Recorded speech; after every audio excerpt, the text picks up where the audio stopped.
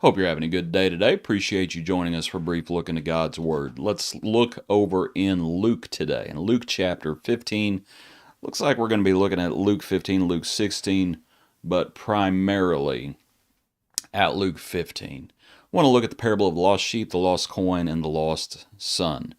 And I'm sure you're familiar with them.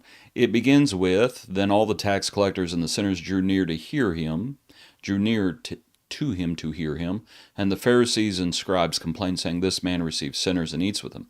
And so he spoke this parable to them, saying, What man of you having 100 sheep, if he loses one of them, does not leave the 99 in the wilderness, and go after the one which is lost until he finds it?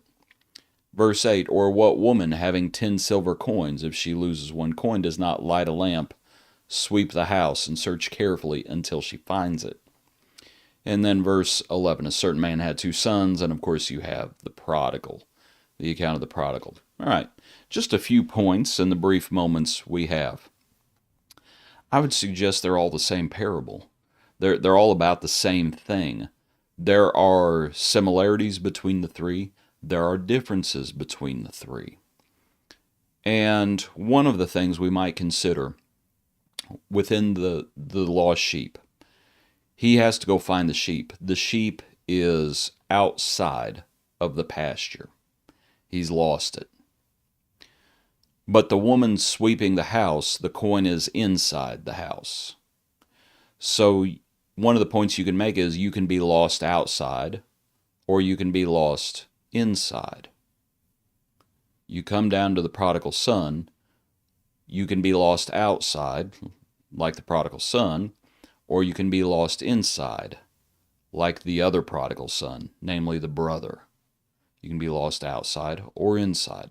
That's one point.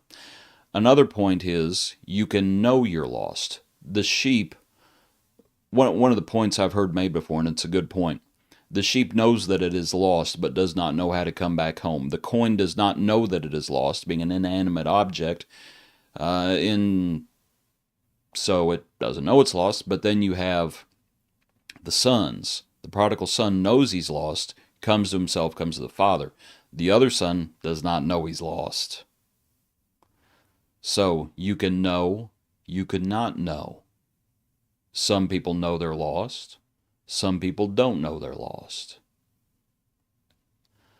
That's one of the lessons. One of the primary lessons is you learn the value of one. Because within the first parable, you have 1 out of 100. The second parable is 1 out of 10. And then the third parable is 1 out of 2. And obviously the point is the value of 1. And I think that's something that we really have to drive home. Sometimes people want to fill up the building, and they have these dreams of the multitudes and the masses, and they need to learn the value of just one. That if you can get just one, the Lord values one at a time. That's how we're saved, one at a time.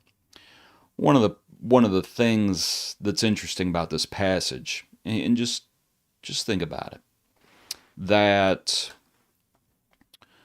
I would suggest the point of the passage may have more to do with verse 6. And when he comes home, he calls together his friends and neighbors, saying, Rejoice with me. I think the point of the parable is more about the reaction. He calls together his friends. In the parable of the coin, she calls her friends, saying, Rejoice with me. In the parable of the prodigal, when he comes back, the father says, verse 23, Bring the fatted calf here and kill it, let us eat and be merry. But the son was livid. The older son was in the field, he hears music and dancing, and he's angry, and would not go in, verse 28. I say that the parables, or parable, there are 3 of them, but like I said, I think they're all the same parable. But it may have more to do with the reaction to the one who is found than anything else. And I say that based on what Jesus is saying all of these things in response to. The Pharisees and scribes, in verse 2, complained, saying, "This man receives sinners and eats with them."